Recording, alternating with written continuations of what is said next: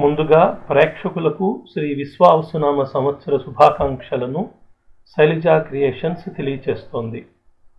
శ్రీ విశ్వావసునామ సంవత్సరంలో కర్కాటక రాశి ఫలితాలు.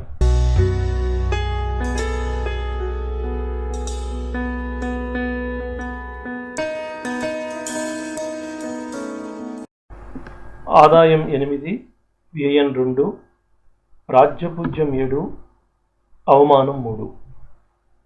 కర్కాటక రాశి వారికి ఈ సంవత్సరం మహోన్నతమైన కాలంగా చెప్పవచ్చు. గత సంవత్సరం కంటే ఈ సంవత్సరం వీరికి ఆశించిన మంచి ఫలితాలను అందిస్తుంది.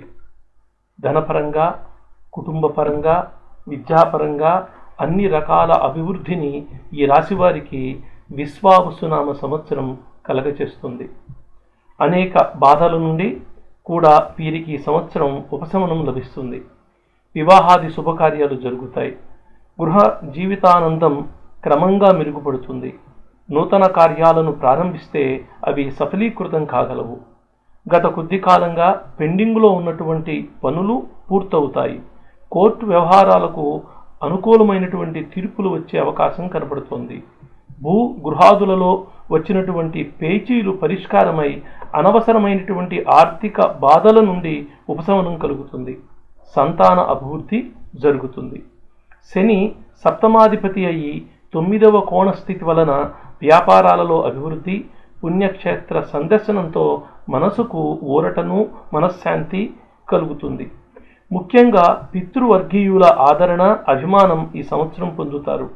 ఎంత క్లిష్టమైన సమస్యనైనా సరే చక్కటి ఆలోచనాత్మక దృక్పథంతో సాధించి అందరి ప్రశంసలను అందుకుంటారు. ఈ సంవత్సరం మీకు తగిన ప్రాధాన్యతను, ప్రాముఖ్యతను మీ బంధువర్గం నుండి పొందుతారు. అధికారుల నుండి ప్రశంసలను పొంది ఉద్యోగస్తులు ప్రమోషన్లు అందుకుంటారు. ప్రైవేటు రంగంలో పనిచేసేటువంటి వారి ప్రతిభను గుర్తించి మంచి పదోన్నతులు పొందే అవకాశం ఉంది. నిరుద్యోగులకు ఉద్యోగ అవకాశాలు లభిస్తాయి. పర్మినెంట్ కాని వారికి కూడా ఈ సంవత్సరంలో పర్మినెంట్ అయ్యే అవకాశం కనపడుతోంది. రాజకీయ నాయకులు కూడా మంచి యోగాన్ని ఈ సంవత్సరం అందిస్తుంది. అనుకూల గ్రహ సంచారం వలన తప్పక ఈ రాశి వారికి వారు ఆశించిన పదవి పొందుతారు. ప్రజల్లో మంచి గుర్తింపును పొంది ఎన్నికల్లో తప్పక విజయాన్ని సాధిస్తారు.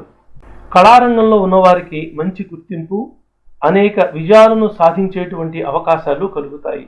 ఎన్నో అవార్డులను, రివార్డులను పొందగలుగుతారు.